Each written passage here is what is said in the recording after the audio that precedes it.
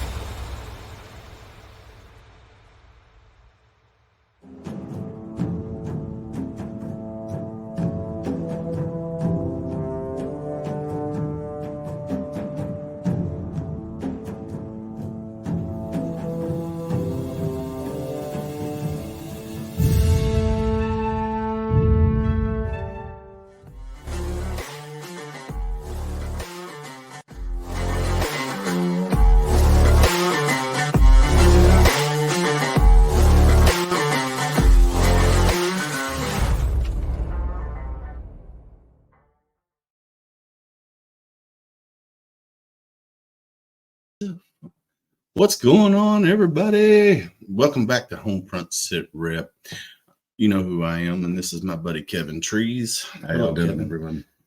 This is the first show of 2024. Man, Kevin, how was your Christmas, brother, and your New Year's? You know, my daughter is an Army vet, or not, rather, she's in the Army up in Washington State, so she didn't come home. My granddaughter didn't come home. So. Oh, man. Christmas was Christmas, you know. Yeah, but they're going to come in later, right? Is that not this year? I thought they were. No, it's tough. It's tough, but we're going to be up there in February to see them. So nice. But no, you know, every other Christmas is good. Every other Christmas, my wife makes me drag out, 8,000 Christmas lights and decorate the front of the house and do all that stuff when my grandbaby comes in. So you know what? I don't really complain.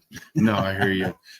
My wife has a menagerie of animals that blow up on the front porch. Oh, yeah. And then as you can see when you walk through the house looked like Santa Claus threw up because there's Christmas snowmen and stuff everywhere. And, we went to St. Augustine for New Year's. So we just now recently got home and hadn't had really time to put Christmas away yet. So you got away. That's my home state. Oh yeah, Pensacola, Florida. Nice. Yeah, we're thinking about moving in a couple years down to the Tampa area.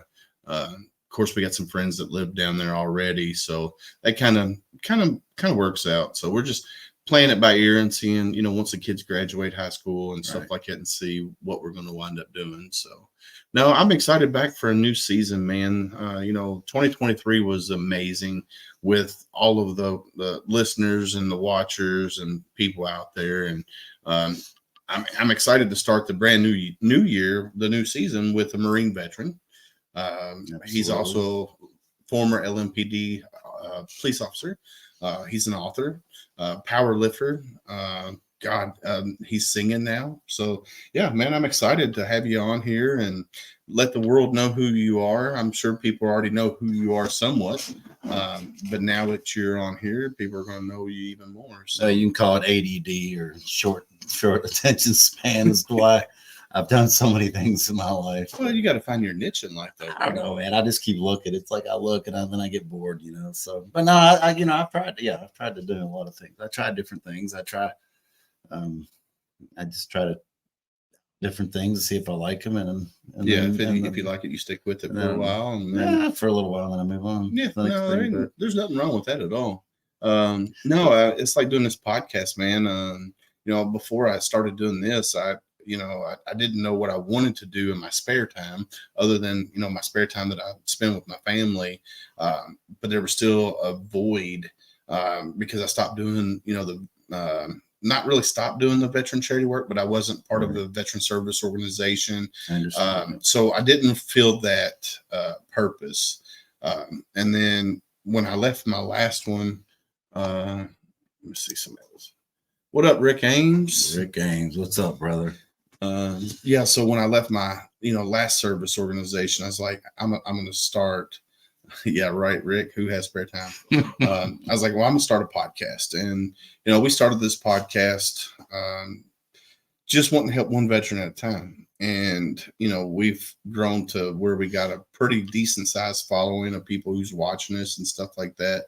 I mean, it reached from West Virginia, Florida to California. I just had somebody reach out to me from downtown Los Angeles that wants to come on and talk about Japanese World War II American soldiers. So Japanese American soldiers from World War II and the struggles that they faced. Right. And I'm like, man, that'd be cool. That would be a cool That'd one. Be way cool, yeah.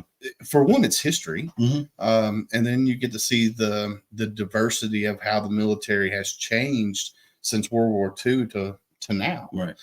So I think that'd be pretty cool. No, and those are definitely challenging times for our military. So it would really be cool to hear their backstory and how their families were affected. Oh yeah, definitely. So let's tell everybody a little bit about yourself. Well, number one, I'm honored to be here. Thank you you're for having me for the first 2024. Man, if I could describe myself in just one sentence, it's just a regular, normal guy. Now, that being said, I've done a lot of extraordinary things, but the reason I wanted to come on here and talk, because I've done a lot of extraordinary things. I've done a lot of crazy things, and I'll talk about it in a little bit. But at the very end of the day, I'm just a normal person. I'm a normal guy, normal everything, nothing extraordinary. I wasn't raised any special way. Father wasn't in the house. Parents were divorced, broken home, but no, my name's Kevin. Last name's Trees, like the trees outside. Born in Pensacola, Florida. My father moved around a lot. We moved the family around a lot. In 87, I graduated high school. I came back up here to go to junior college. I was living with my mother. We had a falling out, and I ended up being homeless. So I lived in a car for about a month. This is why I was a part-time supervisor at UPS. Okay. So I lived in a car, and then the car happened to belong to my mother. So she's like, I need my car back, or calling the police. So then I ended up staying in the backyard, a friend of mine's backyard, under a shower curtain. It's actually my girlfriend at the time. And her mom was extremely devout Catholic, and I wasn't allowed in the house after 9. So I slept in the backyard under the shower curtain. Man. The path to the Marine Corps, I was going to join the military anyway, just I was going to do it as an officer. I was going to you can go to college and then yeah. Okay. But the way it turned out, I couldn't get a car, I couldn't get an apartment, I couldn't get anything. So one Saturday morning, pissed off at the world, I walked up to the Marine Corps, or I walked up to all the recruiter station, and I walked in and I said 2 questions. They all came out of their offices, and I said 2 questions, and I said, man, who's got aviation? And they all said they did. And I said, who's got the hardest boot camp? Because at that point, I was just self-hating. Right. And so the Marine Corps, of course, he told me to step in his office. So a month later, July 9th of 1989, I was in Parris Island, South Carolina. Oh, man. Down in Beaufort, down during the hot season. Yep. So Beaufort, July to October, did that. I was actually an air traffic controller. Graduated top of my class, air traffic control in Millington, Tennessee. Did that for a year and a half. The Gulf War came, the Gulf War went. They sent me nowhere. I was really upset about that. Oh, I would be too, man. I was like, you know what? I joined the Marine Corps to go places, to see the world. So air traffic control is one of the very, very few careers where you can actually get out and change MOSs. So I went over to logistics and joined 1-6 out of Camp Lejeune in 1990. Very, very beginning of 92. Ended up doing a med float with them. Actually, we were on station when the Yugoslavian conflict was going on in the Adriatic Sea. So before it really kicked up, we were a search and rescue platform. So I was on the USS Guam. Nice. With the logistics unit, with the command unit.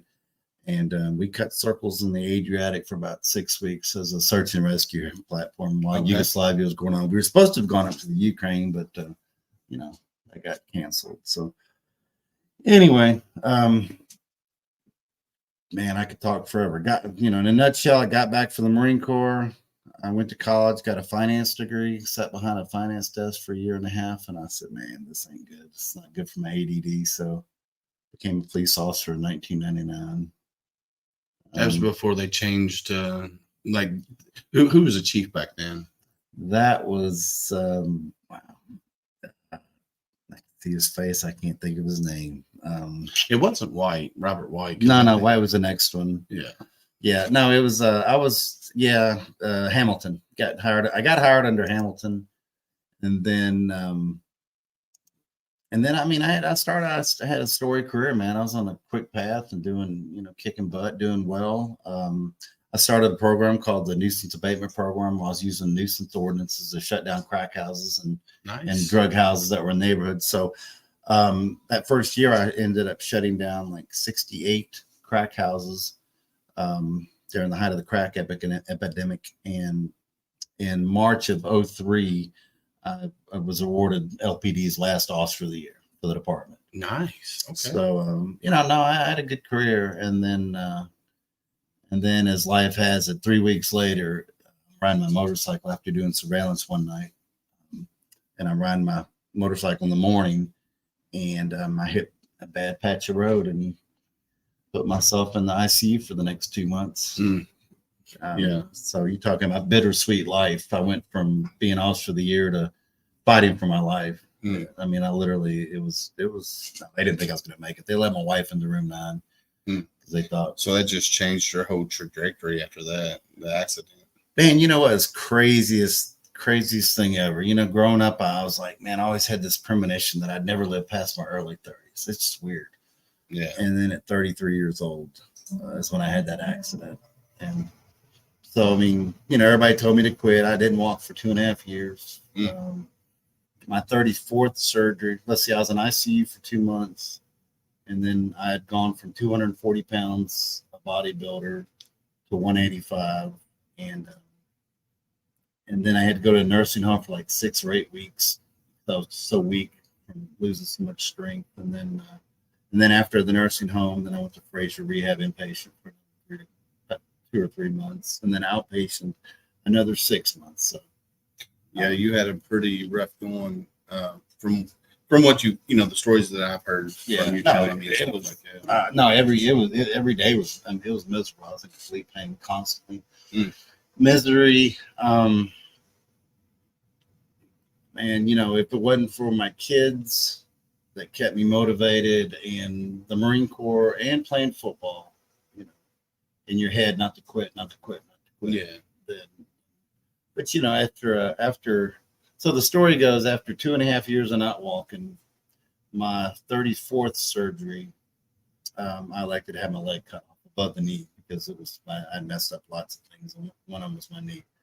So I elected to have the leg cut off above the knee. That was October of 2005. By April of 2006, after doing MMA and jiu-jitsu and all this stuff, lifting weights and getting stronger again, I became one of 2 above me police officers in the entire country, 2006, that were sworn. That's awesome right there. Just to be one of 2 to come back on full active duty on the police department after being amputated above the knee. Right. I mean, that's and there was quite a few below the knees, and no offense to all the below knee people that are below knee amputees listening to that out there, but to us above knee amputees, the below knee folks are like, it's a flesh wound. You're missing a foot. You got your leg. You got your knee. Now, wasn't Carl Brashear, the Navy diver, when he got amputated, he was above the knee, right? Great story, and great. I'm glad you brought that up, because when I got home from the hospital, I had a really good friend named Kevin Wheatley. Still a good friend, but we were beat partners. And he kept saying, I got a surprise for you. So when I got home from the hospital, from the amputation, because the amputation wasn't, for 2.5 years after the actual accident. He picks up the phone and he calls to me and he hands me the phone. And he goes, Kevin? Yes, sir. He goes, Carl Brashear. How are you doing? Oh, man, that's awesome. And so I actually got to talk to Carl. we probably talked 30, 45 minutes, just probably 6 to 8 months before he passed away. Man, that's awesome. But you know, it's the same thing. How did you feel? What did you go through? And of course, he had a whole nother dynamic, you know, with being an African American in the Navy. But you know, we had a good conversation, and he was like, "Man, it's just whatever you put your head to, whatever you put your mind to." And I guess that's really why I'm excited to be here tonight, is because it's you know, I want all your listeners to know that, man, life's going to throw you some adversities, life's going to throw you some stuff, and it's just, you're going to have to make up your mind whether you're going to be a victim of life. You're going to have to keep on moving, you know. Yeah, and that's the biggest thing. But you know, after April of 06, after I was resworn as one of 2 above knee amputees, I happened to be in the air unit at the time when I was flying observer. I was an observer co-pilot. So I started taking flying lessons. So I actually got 40 hours, 35 hours of flying the police helicopter. Oh, that's awesome. One-legged, actually logged time. And then I was 1 week out from, you know, life has a way of kicking me in the crotch sometimes. Right, you know, right. And that's why I guess I'm so good at starting over at square one, you know. Right. 1 week out from soloing in the helicopter is when the police helicopter crashed. I think it was 07. Oh man. And it shut down all flight training. And about that time, I got caught up in some politics, department politics, and they ended up putting me over in homicide. Yeah, and that's when you became a detective, right? Yes. So in 07, I became a homicide detective. Awesome. For Well, I'm gonna shout out a couple of people. yeah, here go real for it. quick. Yeah, We got Mr. Martin Ty Cobb. We got Albert Hero. We got the Triple Threat Vet Podcast. absolutely. Those guys, man, they're my brothers from another mother. Awesome. That podcast, if you haven't checked out Triple Threat Vet Podcast, you need to go check them out. Matter of fact, I'm wearing their shirt right now. Same flag, same oath. Awesome. So go check out Got Your Six Culture, or go to same flag, same oath. You can get it on there as well. Michael Whitlatch is watching from They didn't like Wheeling, West Virginia. He and his wife, she's the state captain for the Patriot Guard, and he's a road captain for the Patriot Guard in West Virginia. And then you got Mr. Jamie Boone, who's down in Bardstown, Kentucky, or he might be in E-Town. But I grew up with Jamie. We went to high school together. And then, of course, you know, Rick Ames was already on here. Thank you guys for coming on, watching the show. First one of the year. I'm excited to be back.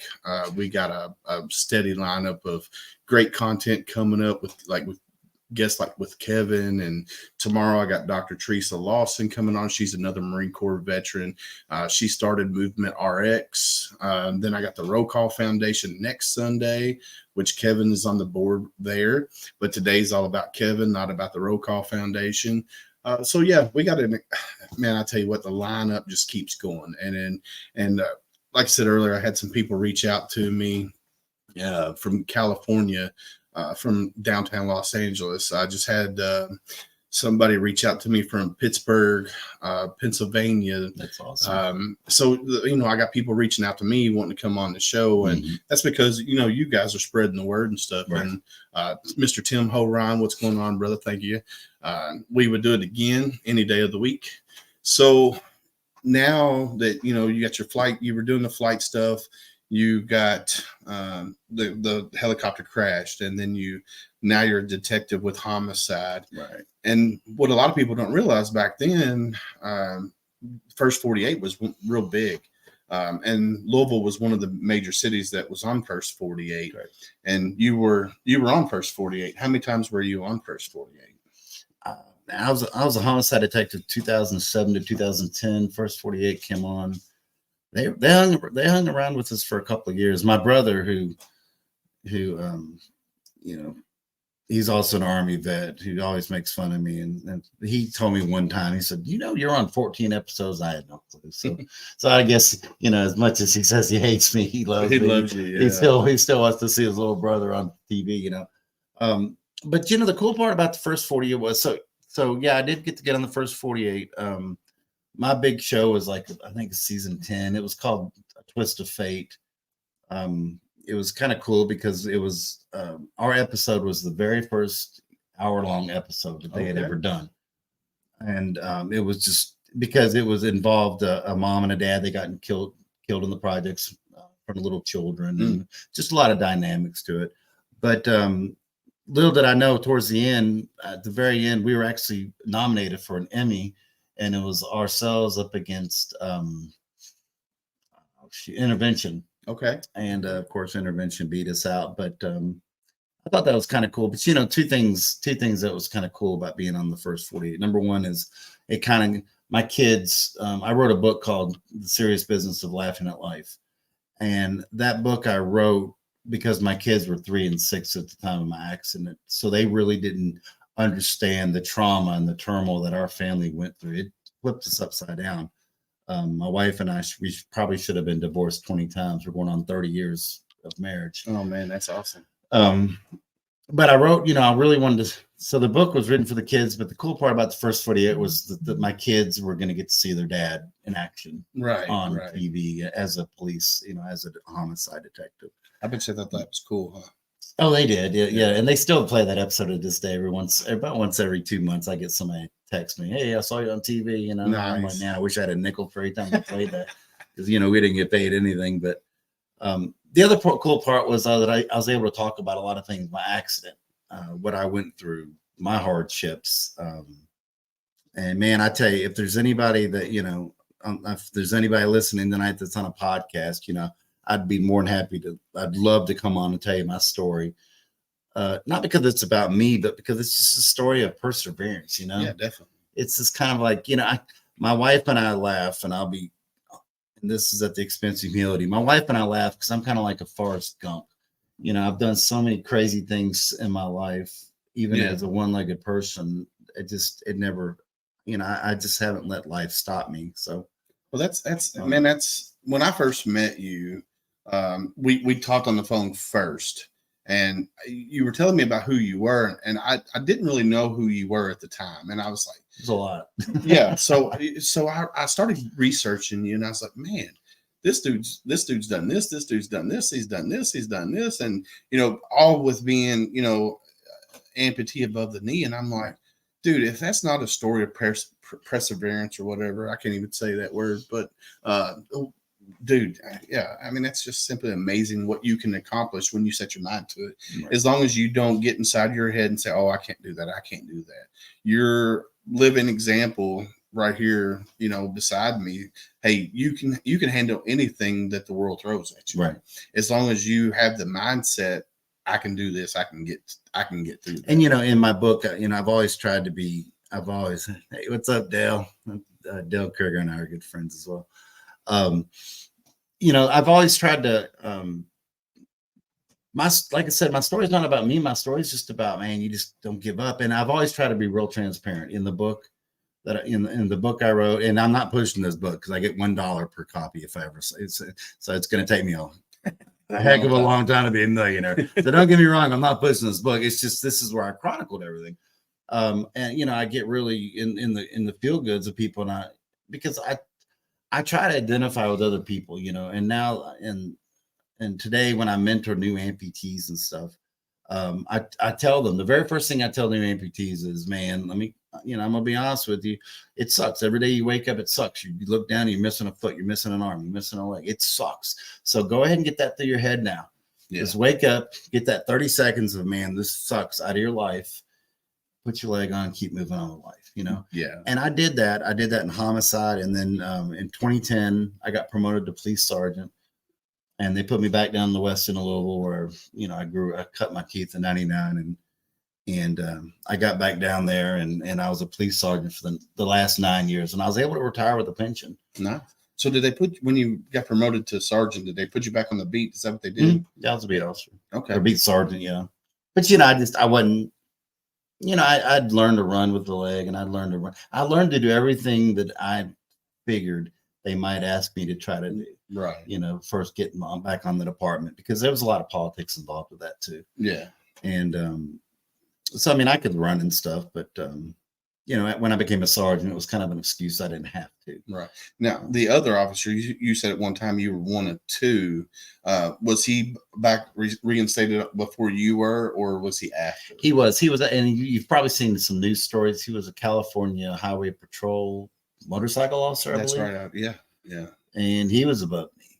Okay. But it was him and I. And the cool part about it was, man, in 2006, when I got reinstated, because it was such a big news deal, the AP press got a hold of it, and it became a news story all over the country. Yeah, national, and over in Europe a little bit.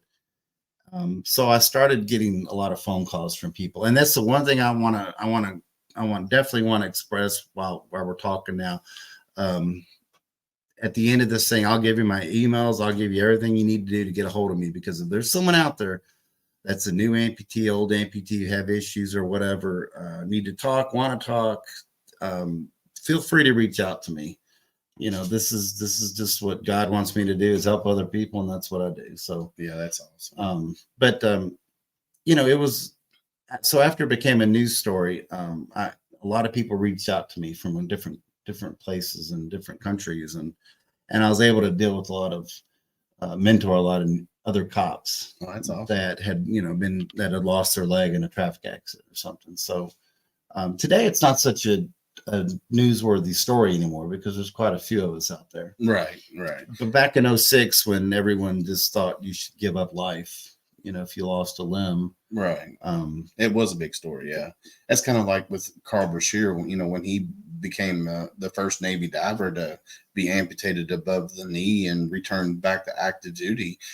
He was not many that had done that. Right. And you were on the forefront of it with being a law enforcement officer and being amputated above the knee and be able to come back into full duty. I mean, that's 14 years I was above knee amputee. And, you know, and they didn't hand it to me. I had to drive a car, I had to shoot a gun, I had to fight people, you know, I had to effect arrests, I had to, you know, roll around on a mat, and just so you make sure you did everything. Fight. And you know what? I was not going to come back on the police department unless I could fight. Right. Unless I could get in there and you know, defend somebody. So really good friend of mine named Bill Weedman, his son Brent Weedman used to fight MMA. Actually, I think he fought in the Bellator League. Okay. So I got my leg amputated in October. Probably by November, I had towards the end of November, I had a prosthetic that halfway fit. Bill calls me up one day and says, "Man, I want you to come to my karate gym and let's learn how to do MMA and stuff like that." So, yeah, man. So for the next 5 months, I fought MMA, and you know, I kind of miss getting punched in the face. You know, I think everyone in the world should get punched in the face at least once. You know, Yeah, at least once or twice. Yeah. It'll do you some good. I mean, there's some people now that I just want to punch in the face. You know, just walk up to them, just punch them, or throw punch them. Right. No, Yeah. I think it's, you know, I think that's what's wrong with society today, is more kids should have got punched in the face. Oh, I agree. Yeah. Growing up, because you know, I knew I've always been a bodybuilder, weightlifter, and that's actually what saved my life. My accident involved hitting a tree on a motorcycle at 60 miles an hour. So you hit a wet patch or something like that. No, I hit a bad bridge that was sinking. The approaches were sinking. You Yep. jump. Ooh. Lost control. I sped up. I was holding on for dear life, holding on to the throttle for dear life, hanging off. Bike sped up to about 60. I hit a tree.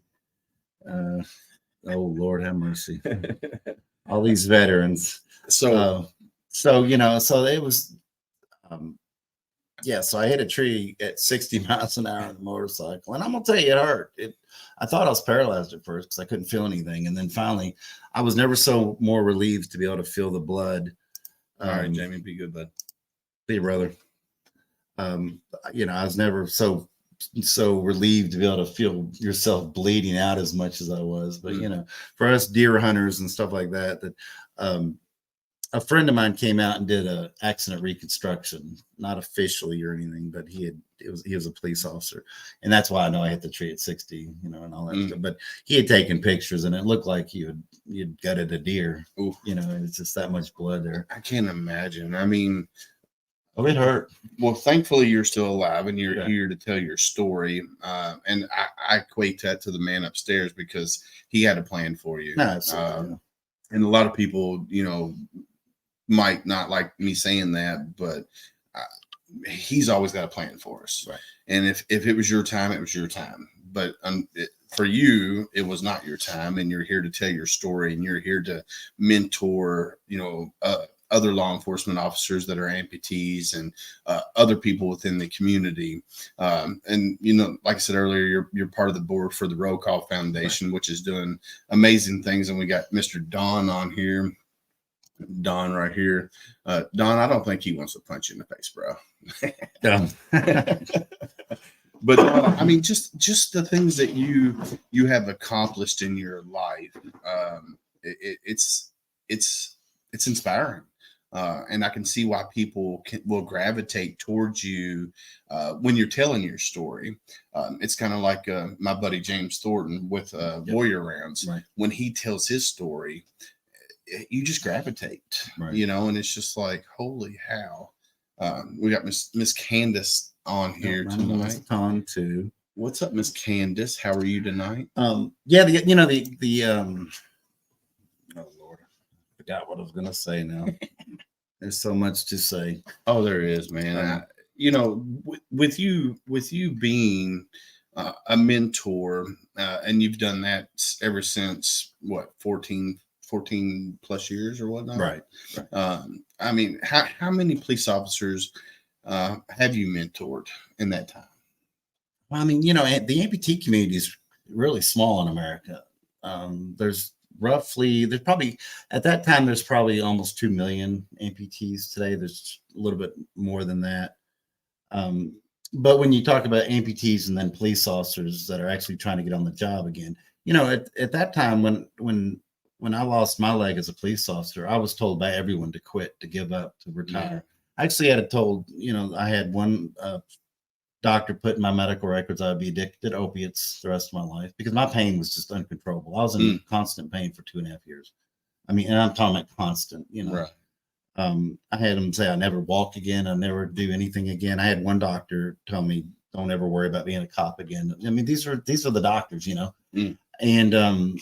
and that's why, I respect doctors, and I'll tell you a funny story is when I meet new doctors and say, but I just, all these people told me that I couldn't do it. And that's what they told all the other cops around the country because it's such a high demand, it's such a strenuous and high demand job. But when I did it and I broke the ice and I jumped through all the hurdles and all the legal hoops and all that stuff. That's when people started reaching out saying, man, it is possible. And I gave those folks hope. So probably 24 cops from Africa, Europe, America, because it's just not a very regular occurrence. Right. That people are losing limbs and wanting to get back on. But so my dear friend Doc, aka Thomas, Navy corpsman, said they're doctors, not gods. I would agree with you, man. When the doctors are telling you, hey, you'll never do this, you'll never do that, I don't understand why they tell people that. I don't either. They're supposed to be saying, all right, you can walk again, or they should be telling you that instead of knocking you down. And I think that's from that aspect that's so wrong. Because they're putting the doubt in your brain right from the get-go, which I can understand also that they don't want to give you false hope too, just in case. Correct.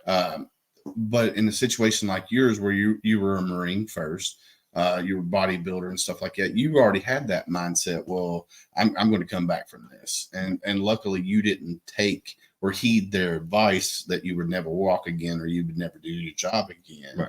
And you're moved on. I mean, I think that's simply amazing. And I've had 45 surgeries related to this accident, all directly related to the accident. 45 total. The first 16 and the first 16 were like in the first 2 weeks, but they're and I try to tell people that now that I mentor, I'm like, look, I know what your doctors are saying. I get it, but they don't know you. and they don't know who you are as a person. And let me tell you, and when I talk to new amputees, I tell them, look, this thing is going to be 95% mental and 5% physical. I promise you. Yeah. I just mentored another guy that when I first started talking to him earlier this summer, he lost his foot. Life was over. He was never going to fish again. He was never going to do anything again. I talked to him 2 days ago. He got back on at Ford. Oh, that's awesome. He's back on his job at Ford. That's awesome. And he just thought life was going to be over. And we need people. We need people like me that are going to tell you the good, the bad, the ugly. Because I'm going to tell you everything. Right. I'm not going to sugarcoat anything because I want you to be successful in life, and I want you to learn from everything that I've been through. Because if I don't help teach you what I've been through, then it makes what I've been through worth nothing. Right. Because I'm telling you, my struggles have been immense. The adversities I've overcome are crazy. And if I can't share it with anyone, then it gives no meaning to what I've been through. Yeah. So, Definitely. and I do think that God puts each of us through adversities. Not for a couple of reasons, but I think one, maybe hopefully it'll bring us closer to him. But number two, so we can teach other people. Yeah. Yeah, he definitely puts you through trials and tribulations as you're going through life, just so you can teach somebody, that might be going through it later on in life. Like a prime example, I got married when I was in the Marines. I was young, dumb, stupid. We all do. I came back and I caught her in bed with another guy, and I turned around and walked away. So most Marines would have probably killed both of them. And for some reason, I was like, I'm out, deuces. I turned around, walked out, got in my car, went up to my buddy's house and knocked on his front door. And his wife answered the door and she says, "Hey, I got to tell you something." I said, "No, you don't." I said, "I just caught her." She said, "Yeah, she's been cheating on you the whole time." I was like, so, and I tell like young military members now when I talk to them, don't get married while you're in the military. Right. Not even if it's your high school sweetheart, because Jody's going to be around the corner. I mean, Jody's always there, always lurking in the bushes. So, I try to tell them that. And, she came at me with a steak knife, and I've never hit a female ever in my life because I was raised, right, don't hit females. Well, she came at me with a steak knife and she was going to kill me. And I took the knife away from her and I held her up against the wall, with a forearm. And I just held her up against the wall. I said, "If you ever come at me with a knife again, I will hurt you." Mm-hmm. And I reared back and I hit the wall right next to her head. And luckily I didn't hit the stud because I didn't break my hand. But, and after that, man, it was just downhill. And, thankfully, I didn't do nothing stupid enough to, get in trouble with the law or anything like that. And it's just, God, he does trials and tribulations, and you just have to work through them. And that's what we got to do. So Michael Whitlatch, she says, "Your drive to continue to be a law officer speaks highly of yourself."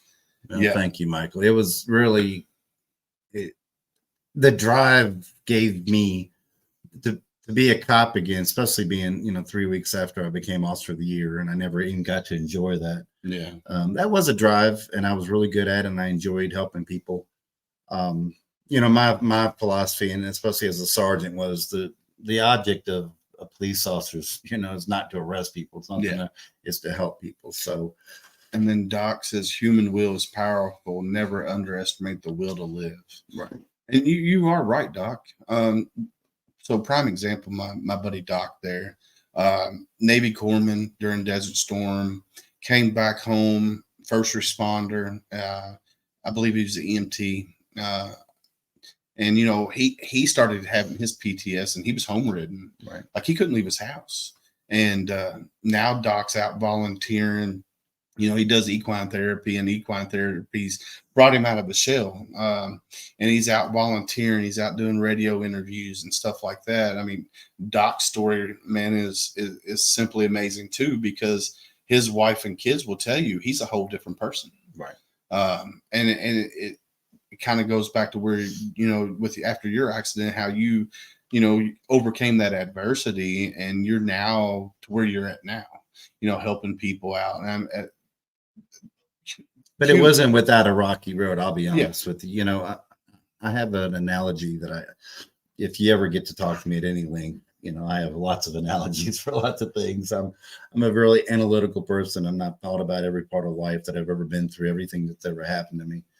But you know, I grew up. I'm from Pensacola, Florida. I grew up in the South, and back in those days, you know, of course, they're still there now. But I'm saying when I was a kid, that you know, you would take a stick, walk up to a red ant bed, barefooted, no shirt on, sunburn, dried up mayonnaise or something on your face from lunch, and that was our entertainment, you know, as poor kids in the South. So we'd take a big stick and stir up a red ant bed and just watch the thousands and thousands of ants go crazy, you know. Yeah. And so at that time as a kid, you know, you look at it and you're like, man, there's just thousands and probably more than that ants just going crazy, and it looks like complete chaos. Yeah. Oh, yeah. And it looks like total chaos, and nothing makes sense, and everything's just going wild.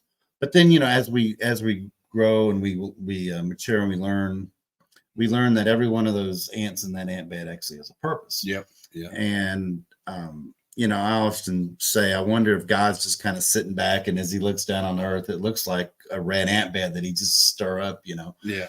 Because, you know, we're all trying to do our own thing. We're trying to come up with our own solutions to life and our own purposes. But yet at the same time, we all have a purpose. Every one of us that we're talking to that's hearing us tonight, we have our purpose. Oh, yeah. In life. We just have to find, and every one of those ants in that ant bed has a purpose. So when you start breaking down, you know, each one of them having a purpose, and it makes a little more sense, and it's not so chaotic, you know. Yeah.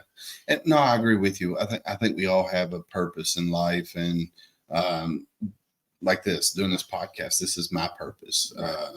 I don't know what made me think of doing a podcast when I did come up with the idea of doing one, but I can tell you the connections that I've made from this podcast, like the Triple Threat Vet podcast, Right. the Misfit Nation podcast, the Heroes Media Group, and all the people that I've interviewed and all the people that's reached out that are coming on, like the Roll Call Foundation and Tab Bartlett, who she does a podcast called The Oath We Took podcast, and Dr. Lawson is coming on tomorrow, and you know the other episodes we got coming up. I mean, it's simply amazing to see what my purpose is. Right. You know, helping veterans like I have been, like Doc, Michael, when he was having struggles trying to get a service dog. So Michael's from Wheeling, West Virginia.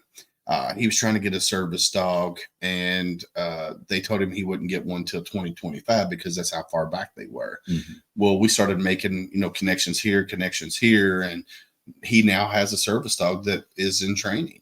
Very nice. Which is amazing because he wasn't expecting to get one till 2025. Right. So my purpose in life now, besides my normal day job and taking care of my wife and kids, is doing this podcast and getting this information out and sharing stories like your story, or the Hope Project down in Florida, or Wayward Warrior Ranch in Bristol, Virginia, or Cover Sunscreen, or so that's my story. My purpose is to get that information out there. Right. So, and then, so, you know, the other thing is, I said, you know, I've always tried to be transparent, and the other story I share with people, and I'm not afraid to share, and you've probably seen it on Facebook and the local, the Mount Washington stuff. But, you know, when I retired in 2019, I wasn't ready to retire, to be honest with you. I was going to work a couple more years because I was working some good overtime. I had a good spot as a sergeant, you know, but they kept changing the pension. The pension kept changing rapidly during that year. And so July 1st came, and I made the decision I'm going to work a couple more years. By the end of July, I was getting my retirement plan, and, you know, pretty much coming to the end of my career that I loved and I adored. So, you know, I got home.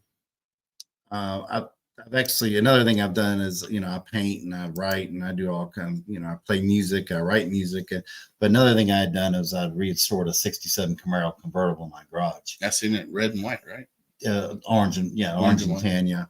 And so I learned how to do all that. I did it from the ground up, didn't build the engine, a couple other things, but other than that, I did everything. So I would sit in the garage and I would have a drink and I would tinker with my car, after I retired. And I was kind of doing it out of boredom, but just to kind of get things done, on the car and get it finished. But as time progressed, what happened was all the things that I had seen, and I've seen over probably 400 dead people and children in almost every state that you can see. And so what started happening was all those demons, my PTSD started coming back. I see Candace trying to be funny. Yeah, we eat crayons. Okay, red's our favorite color. It's right. Got them hanging up. Candace trying to make a joke. Anyway, next thing I know,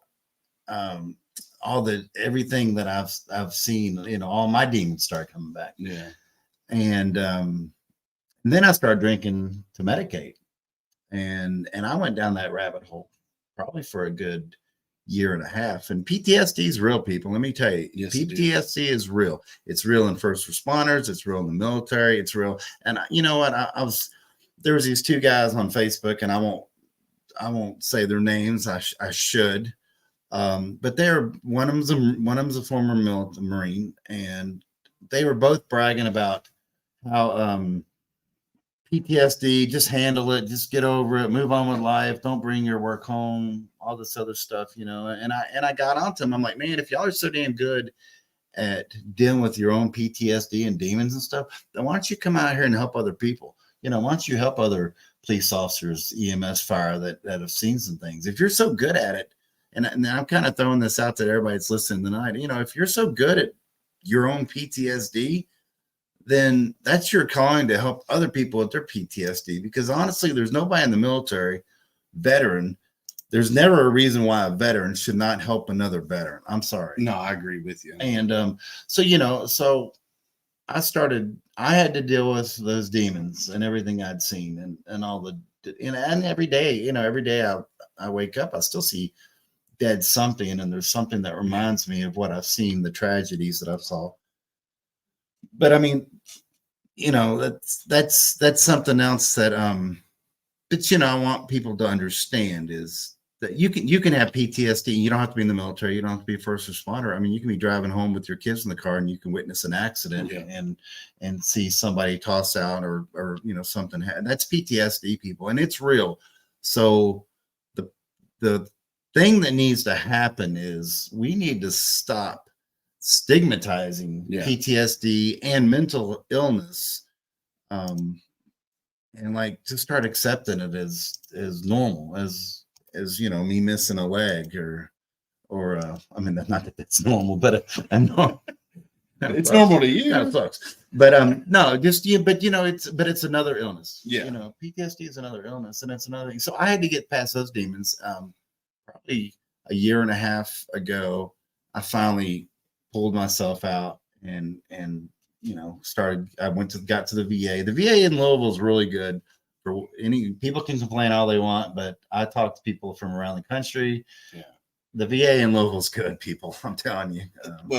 So as you know, I'm starting my VA journey. Yeah, and I went back in December. I had an appointment in December. So the original appointment was December 7th at 3:30 in the afternoon, which is after I get off work. Now, I've told this story before. So that I go in on Friday, do my blood work. Later that day, I get a phone call. Hey, we need to move your appointment. I was like, okay, as long as it's after 3 o'clock, I can make it. She goes, well, we got Monday, December 4th at 3:30. I was like, fine, I'll take it. So, it just moved it from Friday to Monday. I was okay with that. So I leave the VA that morning to go to work. As I'm working, a couple hours later, I get a phone call. Hey, we need to change your appointment for December 4th to an earlier appointment or telehealth. Right. I was like, well, I can't do an earlier appointment because I'm at work. So I said, let's do telehealth. She goes, well, she said, let me check with your provider, make sure everything's good, and I'll call you back. Well, she never did call me back. Well, the next morning on Saturday, I get a text message. You have been scheduled for telehealth appointment, such and such at 3:30. Right. Press Y to confirm, to cancel, or so I said yes, and then it got confirmed. So I was like, all right, cool. So I waited till Monday afternoon. I still hadn't got the link to log in for the telehealth. So I called Stony Brook and I was like, am I, still set up for my appointment? They're like, well, you're supposed to come here in person. I was like, no, I was told it was going to be telehealth. So they're like, no, you got to be here in person. So I was like, all right, is it still 3:30? Julie, the chat is getting chippy with Doc and Candace. But they're like, well, you got to be here by 3:30. I was like, well, I'm on my way. I was told it was going to be telehealth. So at 3:00, I'm rushing to get from Fern Valley and Preston to Right. Stony Brook. So I get there at 3:31, walk in the front door. The guy says, you here to check in? I was like, yeah, I got an appointment. He goes, what's your last name, your last four? So he goes, well, your appointment's canceled. I was like, no, I just talked to somebody 30 minutes ago and they told me that I had to be here in person. He goes, no, your appointment's got canceled. So my blood's already boiling because, first it was December 7th. Then they moved it to December 4th. Then they said, no, it's going to be telehealth. Then they said, no, you got to be here. So I get there and my blood's boiling. And finally, I did get to go back and I was talking with the doctor. Well, they're doing away with all in-person appointments after 3:00 at Stony Brook. Mm-hmm. Everything's going to be telehealth after that. And I'm like, well, what about the people that have a normal day job that work from 7:00 in the morning to 8:00 or 7:00 to 3:00 or 9 to 5? What do these guys do? My wife. Yeah, if I'm not 20 minutes early, I'm late. So yes, you are correct, Julie. So I'm like, what are these people going to do? They're, well, you have to take off work. I'm like, what if you can't take off work? Right. If your job won't allow you to take off work to go to a doctor's appointment? So my blood was boiling, and they did blood pressure on me, and they said, well, your blood pressure's high. And I was like, well, I wonder why. Right. And so she said, well, we'll test it again here in a little bit. I'm like, 20 minutes later, she's testing again. I was like, it ain't going to be different. And it was the same as what it was when I went in there. And I've been taking my blood pressure ever since then because you got high blood pressure. Right. It's been normal ever since. And I'm like, what the hell? It's because the VA. Now, I'm not saying the VA is bad because I've heard great stories about the VA system here in Louisville compared to other cities, like you had said. There's some places where the VA is completely trash. But luckily the VA here in Louisville, with all the different clinics and then Zorn Avenue, it's been okay so far. And like I said, I'm still starting my not getting. They went to, and I'll say this out loud because I've been doing the VA probably just 2 years, maybe now. I waited till, I'm going to be 55 in April. So I waited that long before I even started my stuff too. But recently, and I've told the providers this, and I've told people this recently, the VA has gone to a different system where different scheduling system, and it's become more complex and it's become more difficult. Yeah. And if anyone out there is working with the VA and has any IT information or works with the IT, I'm telling you, it's just not for me, but it's other veterans. This new system that the VA is using in Louisville has made life a little more difficult for all of us. Yeah. And You that's talking about the app that they have? well, it's just you used to be able to call directly, and now a lot of times it goes through a central clearing, and they send you off different places. Oh, and, yeah. So it's become more difficult now. Once you get in the system and get rolling with it, then it's not such a bad thing. Yeah. Actually, once you're in the system and you're rolling with it, they'll send you a card and a phone call and a text for every appointment. Yeah. So they do pretty well, but it's not bad. And in the mental health department, it's pretty good. See, I got a community consult for mine, Right? because they wanted me. Well, originally, because you're not in the system yet, right? Right. So, Yeah. So I got my bit. Yeah. That's well, even after I get in, I'm in the system because I had my, with the at the Stony Brook, I went and seen the therapist there a couple times. okay. And she says, well, you're not so severe that you need to be, what's the 12-month one that they have for the therapy. Yeah. She said, you don't need that one, but you need something more than I can give you.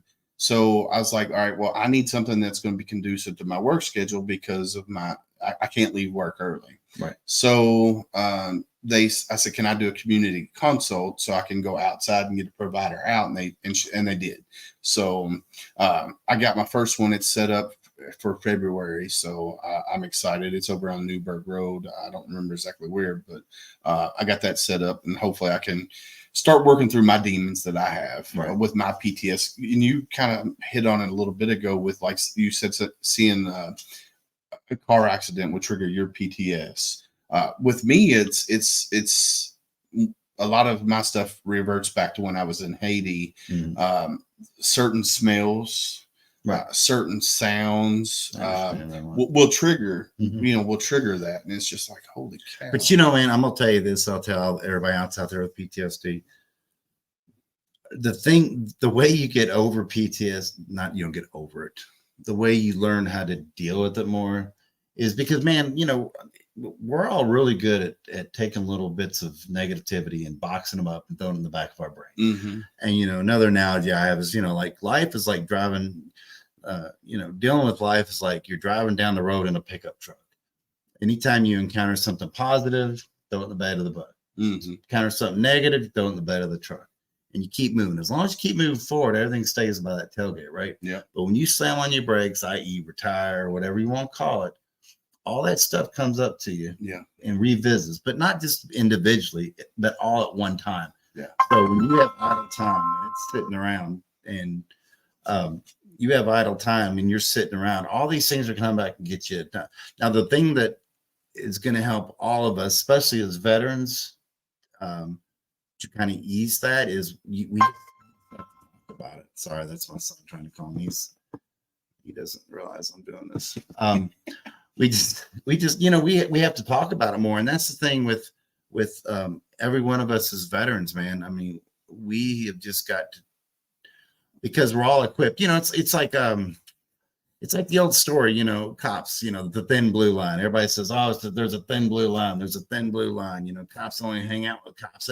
Well, there's a lot of truth to that, to be frank. Yeah. There is a lot of truth to the thin blue line, but the thin blue line is a thin blue line because of this, and really not a whole lot of other reasons. It's not because we're hiding things or corruption or whatever, because I didn't want to work with anybody.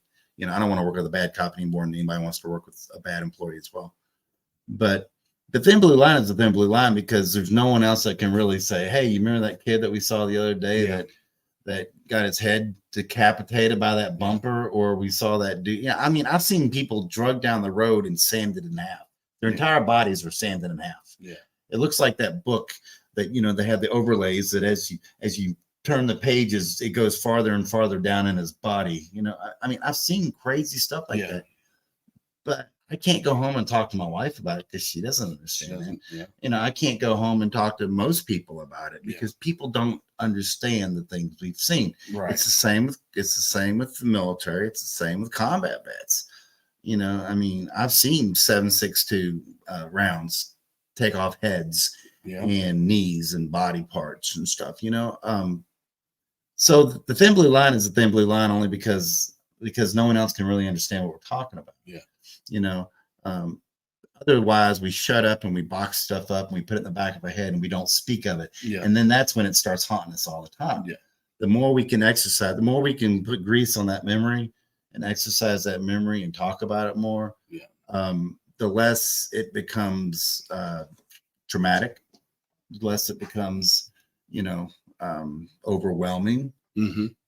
Because we keep regurgitating it when we don't have to hold it in our heads. Yes. So, and I say that all the time. Right here, Michael says, "Time by myself is my enemy." Having too much time to think about those things. Yeah. Yep. It's idle minds. This is the way I look at it. Idle minds and veterans don't mix. No, hell no. And sometimes I try to tell my wife, if I sit too long and my mind goes idle, my demons creep in. Right. And she can tell you, she's on here right now. And that's the same with police officers. That's the same with EMT, first responders, firefighters, right. the stuff that we see. And that's kind of why we kind of gravitate towards each other.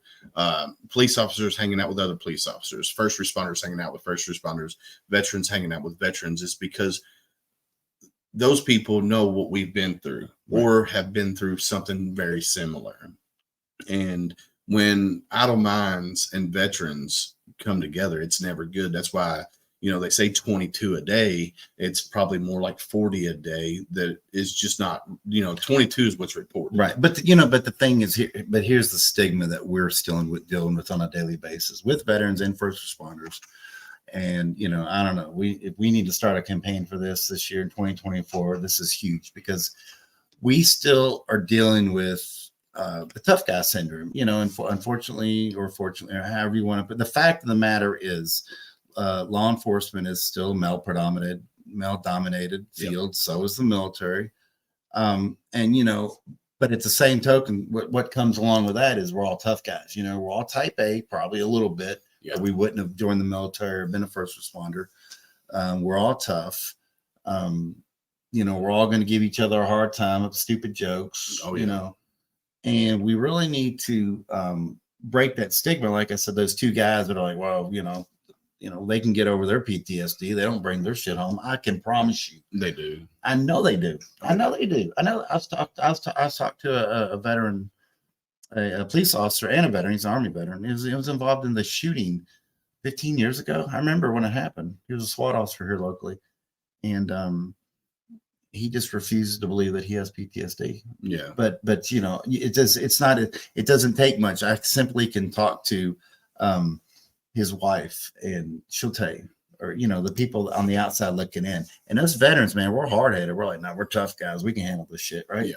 But no, and so, and especially when we have guys like, I was talking about earlier that are in your ears saying, man, I don't take that stuff home. I'm a tough, right. Man, drop that stuff, dude. You ain't a badass, none of y'all are badasses. I mean, mental health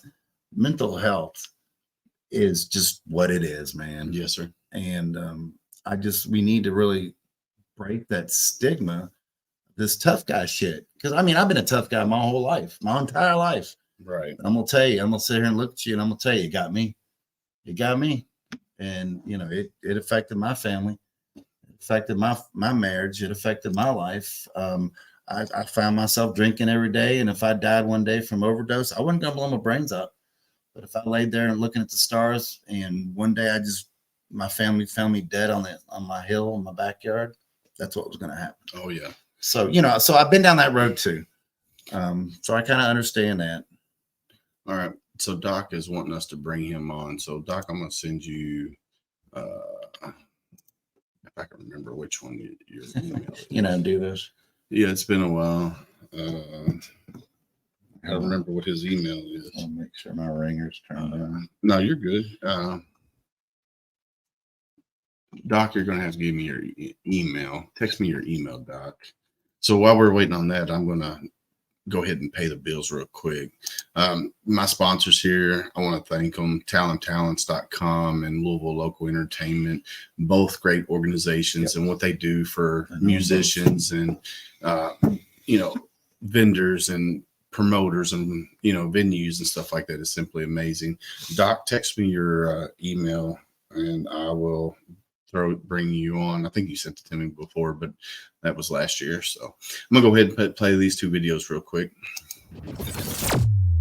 Owner of Talon Talents here, and I just want to say that we are ecstatic to be a major sponsor of Homefront SitRep, a community that is ran by veterans and made for veterans. So thank you for tuning in. Talon Talents was formed in order to create a music scene that was together in the form of a collective, so that no one has to do everything on their own. And guess what? We've been doing this for free for over a year. So please go and check out Talon Talents through Facebook or through our official website at www.talontalents.com. We'd love to hear from you. Thank you again for tuning in to Homefront SitRep, a veteran-owned and operated podcast.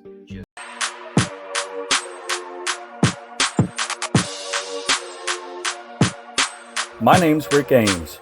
I own Louisville Local Entertainment, a company for music shows, promotions, and bookings in the Louisville music scene. As a veteran, it's my honor to support and sponsor local veteran-owned businesses such as Homefront Sit Rep, made by veterans for veterans. So if you're in the music business and need some help booking or promoting a show for free, look me up. Louisville Local Entertainment. And thanks for tuning in to Homefront Sit Rep.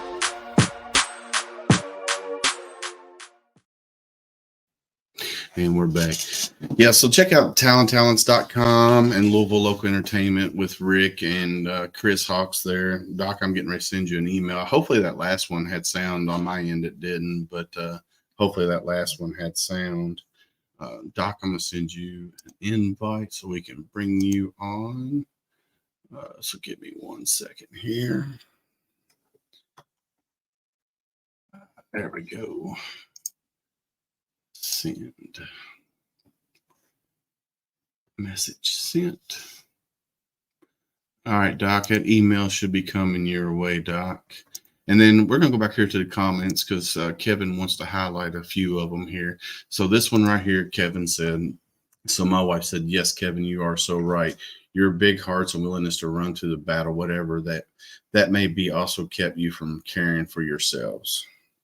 Right. And I wanted to, yeah, Julie's exactly right there. And the other thing is first responders and veterans is man, we are really good at helping lots and lots of other people, but we are really, really bad at helping ourselves or recognizing our shortcomings or when we need our help ourselves, So I just think this year, collectively, all of us veterans that are listening, we need to try to work on just that stigma of PTSD. And of course, the thing about PTSD is it's become an overused term.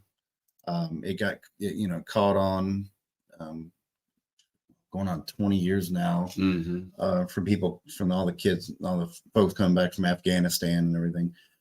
So now it gets overused, I know. So it's kind of been washed over as far as the real meaning behind it. But I just think that that's something that we all need to work on, for each other. Welcome to the stage, Doc. How are you, brother? I'm doing good. You guys I got can't a hear good. you, brother. How are you, Doc? I know you. Hold on, I can't hear him.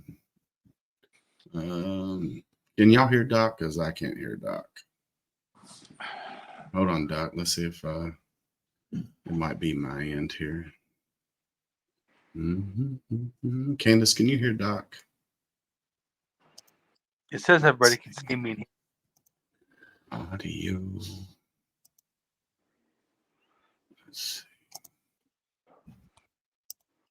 Doc, can you hear me now? Yeah, I can hear y'all. Oh, we can hear you now. All right, Gotcha. cool. We got you. You guys got a great show going on. I just want to make just a couple points about my PTS. Is when I was a workaholic working, EMS and the fire department and at the VA, I worked there too. And my PTS didn't really hit me till I got retired, medically retired. And then when you're by yourself and you don't have your shipmates or your partner or that camaraderie that we had when we were in the service and we have on people on job, it is when the PTS really hits you. And that's when you need help the most, because you're, like you said, David, you're isolated at home. You're not doing anything. And then all these intrusive thoughts just creep into your head, and there's nothing you can do to stop it. Right. So, I'm like, I got retired. I lost 4 jobs in 3 days. And because of all the stuff that I was going through with work and everything, and not being able to keep up and pull my load. But when I got home and I was sitting down for the first couple of days, I was like, this is pretty great. Well, then that hit me, and it was like, holy smokes, this is not good. I don't have anybody to talk to. I don't have anybody to joke with. You know, like on the police department, you'd go to a scene and you would actually laugh and make fun of it. But that's sometimes how people handle it. Yeah. When you don't have your partner to bounce that off of, what do you do? Well, you know, I will. I remember years ago we were victims of that as well. The news loved to film us laughing, and the fact of the matter is, Doc, that 99.9% of the time we were not even talking about that. We were talking about the last weekend. We were talking about going out at the FOP, the Christmas party, something stupid, you know. Right. But you know, but the news loved to portray us as we're sitting around laughing about these dead kids. The very first dead one I had was Felicia Jefferson in 2001, maybe, and that was the very first thing they did. You know, we're all sitting around laughing and carrying on about something else, and they wanted to make a big deal about it. So no, we immediately, you know, when I was a homicide detective, I was the overnight shift and I dealt with all the dead babies waking up in the morning, all the SIDS or the co-sleeping deaths. And it just got to a point where you kind of have to just treat, and this sounds morbid and sounds sad, but it's the way, you know, everybody copes differently. But the way I coped with it, it was, you know, the dead baby was almost like a lamp or, you know, a book or something. It's just an inanimated object. It wasn't moving. And, you know, so. Yeah. But you're absolutely right. You know, I mean, we have to, and that kind of leads to my point where the more we talk about it amongst other vets, number one, we got to drop this tough guy thing, tough girl thing, and we're badasses and it didn't affect us. Once we all sit around and go, okay, look, we're not all badasses, you know, in every aspect of our lives. Once we get past that, then we can sit down and go, hey, let's talk about this. Hey, tell me some screwed up stuff you went through. And then the more you talk about it, you know, I mean, we're going to swap stories and but the more you're able to get it out, the next time that thought comes to you, you know, you can actually put a conversation to that thought. You know, I remember talking to Kevin about this, and now it doesn't bother me as bad. They're never going to go away. I still see dead people every day, you know, because I've just seen so many of them. But I will say this, the more I've talked about them since hitting rock bottom and coming out of my hole and VA counseling and dealing with other veterans. And, you know, I work with the veterans. I work with the Roll Call Foundation, with the Veterans Organization, and I meet a lot of friends and I play music. And the more I tell my story, the easier it gets. And it's not so ugly anymore. You know what I'm saying? So. Oh, yeah. I mean, and I know, Doc, you were a first responder. You and I, we've had our conversations about some of the things we've seen on the job just as first responders. Right. But I mean, but what we need to do is make sure people understand, look, it's real. The stuff you and I, the stuff that we saw, and I used to tell my guys this all the time, my platoon, when I was a sergeant, I was like, man, you know what? Somebody has got to do this ugly part of the job. Somebody's got to see the ugly in this world. Somebody's got to cope with it and deal with it and catch it. And you know, God, you know, back to my anthill analogy, you know, I used to tell my guys and my girls, God has chosen us because he knew we had the intestinal fortitude to be able to do this job. Yeah. Because most people can't stomach the shit we've seen. Excuse me if I wasn't supposed to say that. No, you can't. Most people can't stomach the stuff that we've seen. They just can't. It's not human nature to see a freaking 80-year-old man with his head blown off. Yeah, it utterly baffles me. Right. What a being can do to another human being. I will never understand it, and I'll never get it. Yeah, but you know, that's where we have to, you know, that part don't, you know, if you get stuck on that, then you'll always be crazy. Because that part will never, you know, I mean, the bottom line is this: evil exists in this world. Evil exists in this world. And it's just the way it is. It exists just like the sun comes up, the moon comes, grass grows, evil exists. Yeah. And we just have to learn to accept that, you know. Once we can do that, move, then we just. What the world would be like if we didn't have people like you and veterans and first responders. All of us. Every one of us, veterans and first responders and military. I mean, do we stop evil? No, we don't stop evil. do we slow its halt and help people feel a little bit safer in their beds at night, whether it's the military? I mean, yeah, absolutely. Yeah. I'm going to brag on the Marines. I got to get to go overseas, and I got to go to other countries in the Mediterranean, and they would all say the same thing. Man, when we saw the U.S. Marines, Yeah. we felt good. So sorry, you're all your Army guys out there in the Air Force. But it's just what now maybe they didn't give us crayons or anything, because I wasn't joking my time. But On that note, what kills me is all these people that live under the umbrella of the United States and never been outside of it. They don't see what we've seen overseas. And I'm not talking about war and the killing and the death. I'm talking about how individuals treat individuals in different countries. If they saw that, they would think America was the god greatest thing that ever made. absolutely. Because they just don't see the hatred amongst other people. No, and to not go down a political thing or anything. No, I'm not going down a political. But I mean, I spent almost 2 months in Israel, and I got to see. I know what it's like to be in Israel for a long time. Oh yeah, I mean, it's just different. So that's the thing. So, but I think that's the other thing. I think as veterans and first responders, I did kind of teach a class one time about, and the very first thing I said to is stop watching the damn news so much. Just stop doing it, because number one, being a homicide detective, I could tell you firsthand that the story that you got was only half of it, if it was half right or half wrong. And most of the time it was never correct. Yeah. But it was sensationalized.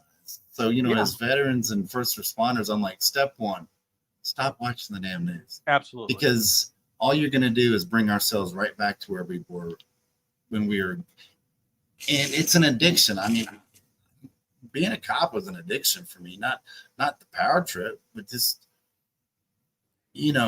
people like us. I didn't mind getting shot at, and I've been shot at quite a few times in the West End. I didn't mind the getting shot at, the stress, the chaos. I didn't mind that. That was my comfort zone. That was my happy place.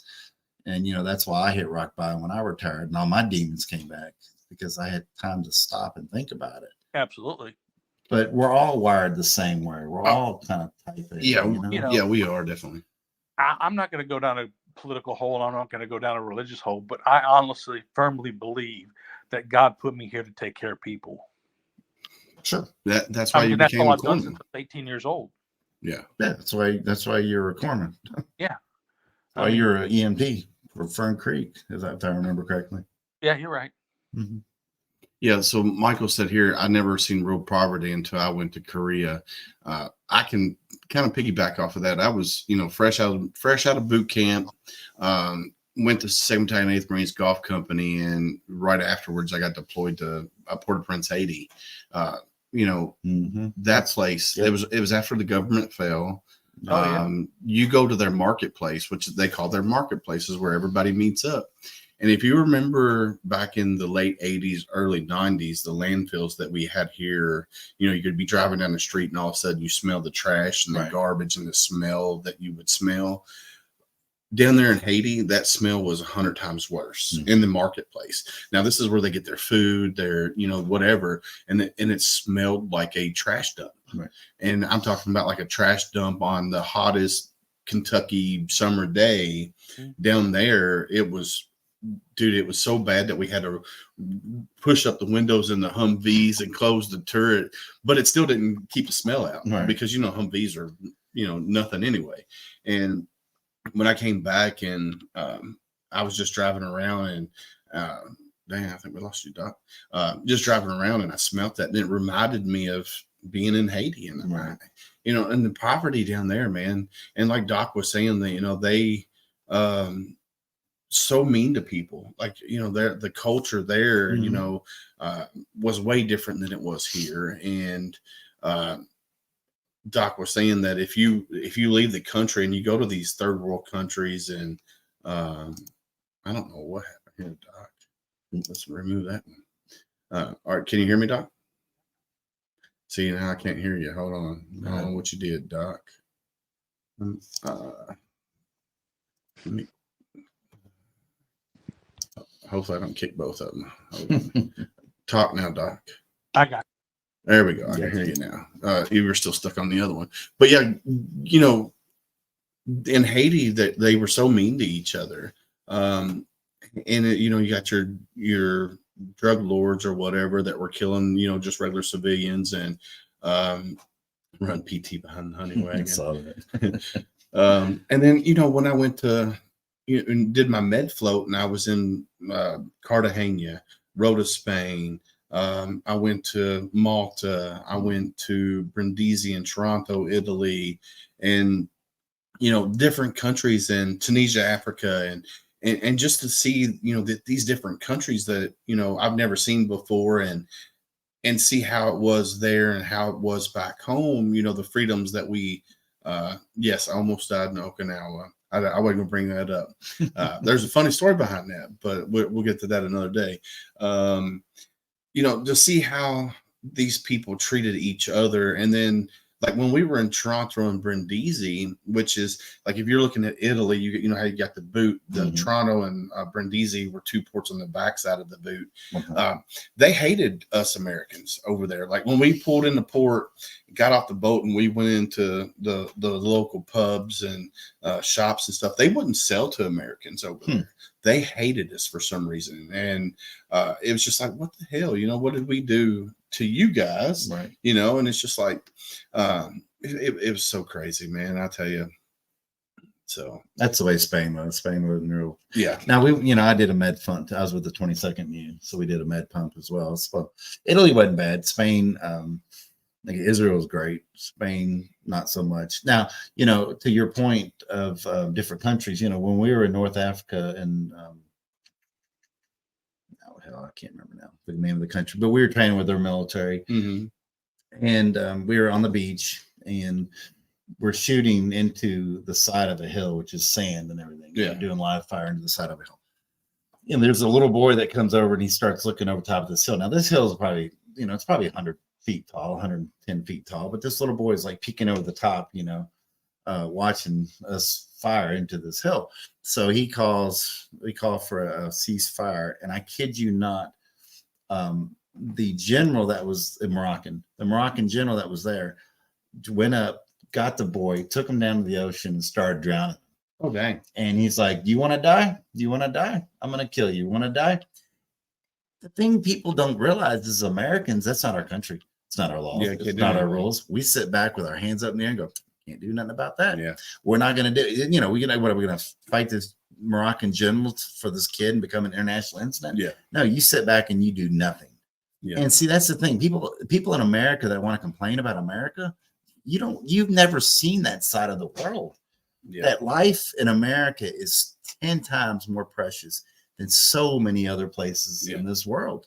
You know, even the life, even when I was on homicide, you know, the average life to a person is so much more important than what I saw. You know, it was just insanity. So anyway, yeah, you're absolutely right. I wish more people would appreciate how great America really is. We went there right after the Gulf War ended.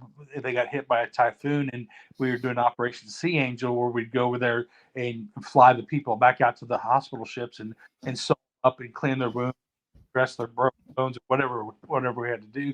But we had so many care packages that we never used. We put them on the 53s and the 46s, flew over the camps because we couldn't land because they would bum rush you. Right. And the kids would grab a handful of candy and they would hand it to people that weren't fortunate enough to get any. Right. Yeah.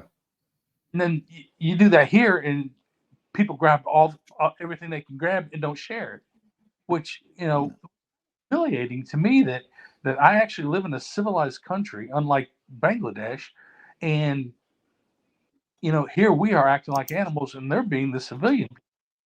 Yeah. It blew me away, and for a long time that bothered me because I wanted to give everybody their share. Yeah. And I think, you know, that's a lot of what happens to first responders and veterans is we do get to see the other side of life many times, you know, Good and bad. Right. So we become, I think it just leads to us being more, probably, I mean, to be very frank, more judgmental. Yeah. Because we've seen both sides, you know. Oh yeah. But what happens is, and what I've discovered for myself, and I'll just speak on that point, is what happened for me was I became so involved with what I saw as travesties of society, because I've seen both sides now, you know, that it consumed me. And instead of just saying, look, you know, this is just part of life, and I can't, these are things I can't fix or I can't control, so I'm not going to worry about them. Right. Once I started learning how to do that, you know, it became easier for me, you know, as a first responder and a veteran, because these problems are always going to exist. Ignorance, I have to say, you know, you've heard this saying, ignorance is bliss, but Absolutely. for me, ignorance is extreme bliss, because from what I've seen in the world, the evil, you know, you never look at the world the same way.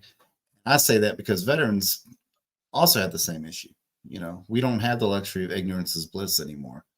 Yeah, there's a reason our heads are on swivels.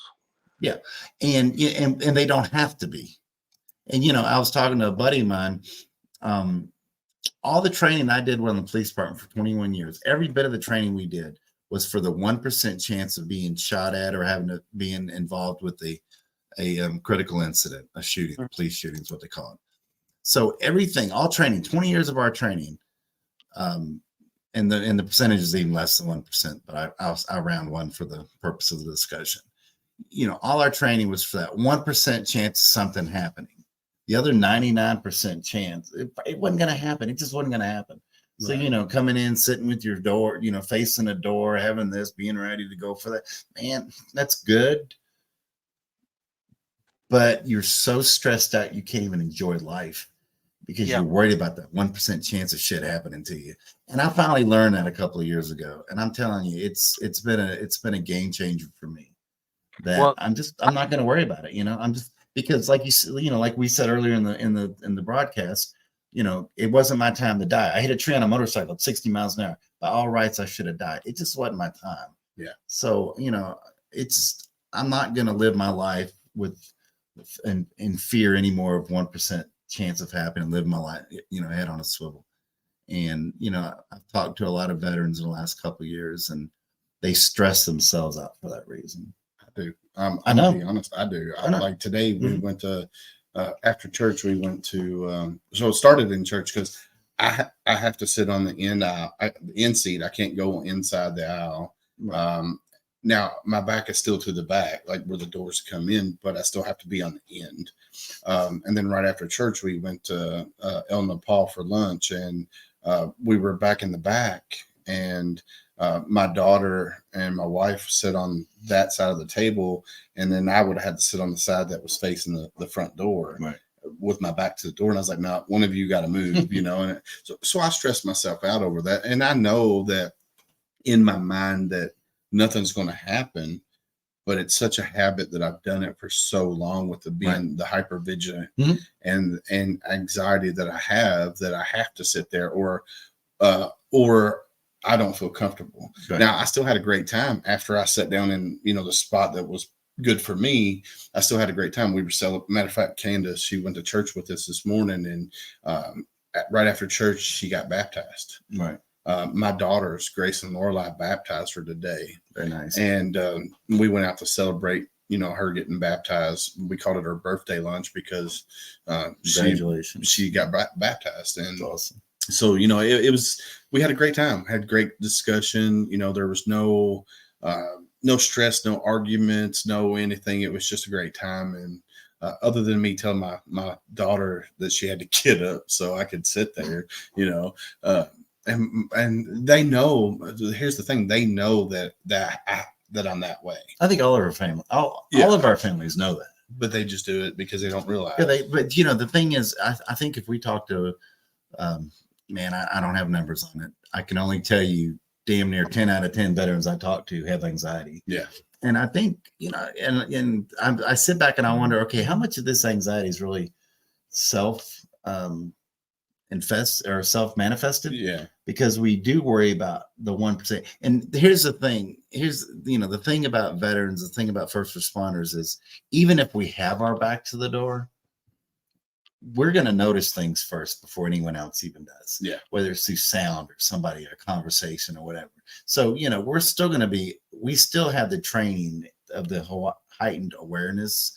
But I challenge veterans to, try to get out of that comfort zone of always being ready to win, because I think that's where our brains are at, and it's an extra stress that we don't need. It's an extra anxiety that we need to try to work on as well. But hey, Doc, I didn't ask you before you came on, but how was your Christmas? How was your New Year's? And how's the wife and kids? Oh, they're all doing great. It was a great Christmas. A couple of years ago, I had a bad one, and you came over, and we talked about that, and how grateful we were for you coming over and just sitting down and chatting and bringing me back down to earth and get me out of that stratosphere. But no, this year was good. I'm in a good place, and I look forward to the year coming up, and got 2 kids graduating college, so that debt will be gone, thank God. It's the little things that stress you out in life anymore. Oh yeah. Yeah. Well, we had a great Christmas, and then we had a great New Year's. We went to Florida like we do every year for the last 4 years, and awesome. Spent it with some good friends and good company down there. I want to shout out Got Your Six Culture LLC. I'm wearing their shirt right here, same flag, same oath. This is one of them. I got another one that says Got Your Six on the front of it. My wife got them for me for Christmas.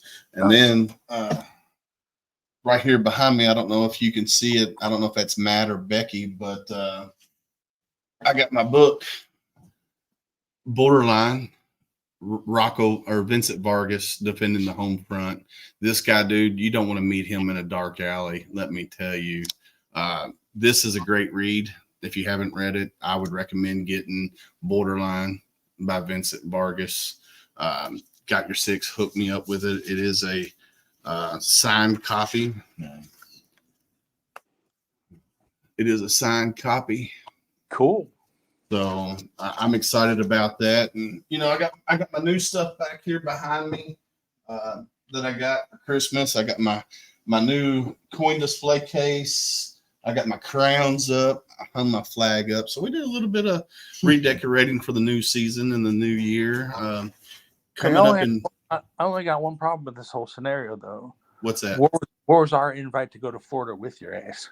I'm sorry, man. Next time. We'll get you next time. Yeah, next time. I heard that before. Check the mail, right? Well, we had 15. We had 15 different. So it was 15 people total in this house. Fun. Yeah, we had a pretty good time down there, man. But no, for the new year, just coming up here in February, it'll be actually 1 full year of doing a podcast. I'm super excited about that.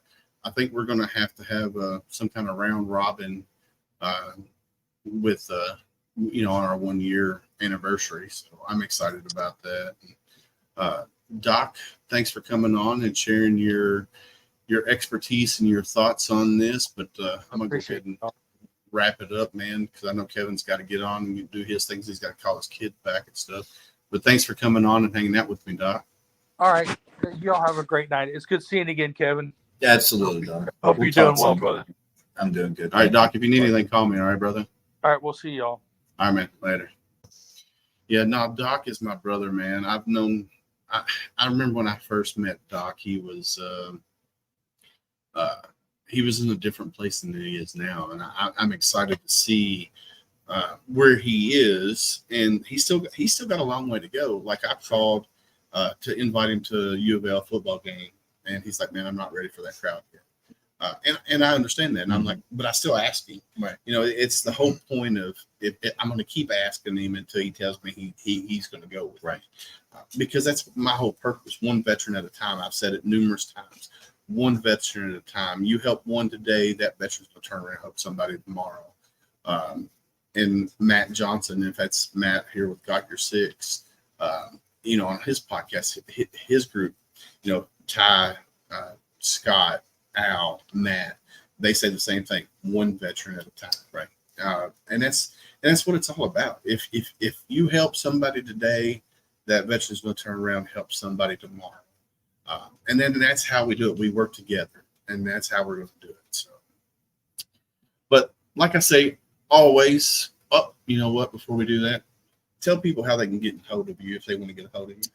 Yeah, I encourage anyone, if you have any questions or thoughts or know anybody that I can help, probably the best way is going to be my email. It's Kevin, Kevin, Trees, Trez.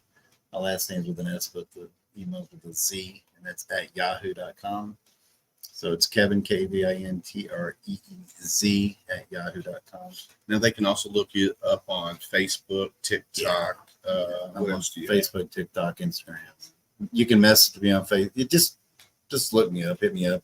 Yeah, on Um, Facebook it's Kev Trees though. Yeah, on Facebook it's Kev Trees. You can Google my name. There'll be a lot of things that pop up that you can find me. But you know, like I said, I think we're just all this in this. Thank you, Julie. We're all in this together. We need to be in it together. You know, and I think we need to do better this year, especially in the veteran community, looking out for one another. You know, I mean, the way our society is going now, being selfish, and, you know, it's all about me. Man, I mean, you know, veterans and first responders, we've got to look out for each other. And I think you said it best. You know, you invite a doc to your parties, and he might say no, but we just have to keep asking. We just have to keep asking, and you know, don't let anyone fall through the cracks. Yeah, you know, here's one thing that I'll say is, if I asked you how you're doing, you'll say I'm fine. Sure. Where we have to get better at is reading between the lines, because I'm fine is different than I'm doing great or I'm doing okay. Right. You just have to read between the lines, because I'm fine. JR says it right there, 22 a day shouldn't be any. No. Let's get that number down. Absolutely. Unfortunately, JR, asking that next question. There you go, Julie. You are 100%. Ask that next question.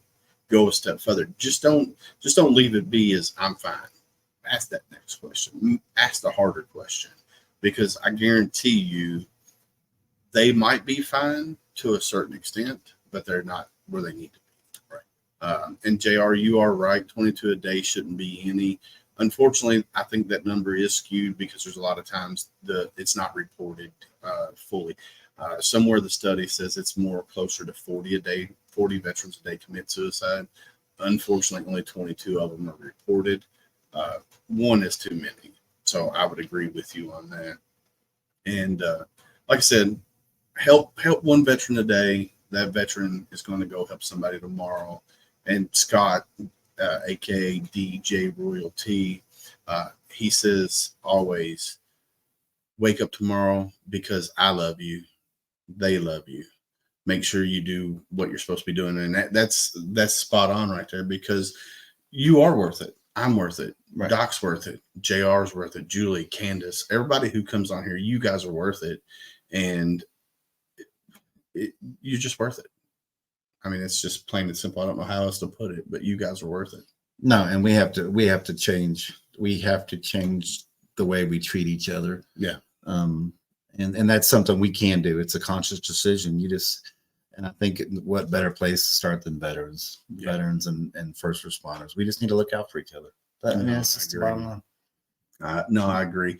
And yeah, I love my new studio. We're going to change some things around and try to make it a little bit more pleasing. I'm in the process of trying to get some camo netting. I'm going to get some camo netting and some ammo cans and some sandbags. We're going to definitely make it look like a bunker, kind of, sort of, kind of cool. We'll see. That'd be cool. Yeah, we're just playing by ear.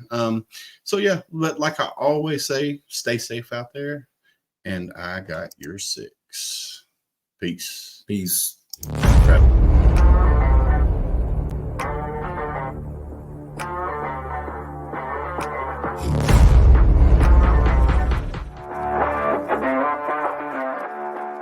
Thanks for listening. Hope you enjoyed the show. Suggestions and comments are always welcome. Cannot wait to have another great show with y'all. Don't forget you can find Homefront SitRep on Apple, Amazon, Spotify, or wherever you get your favorite podcasts. Stay safe out there. I got your 6.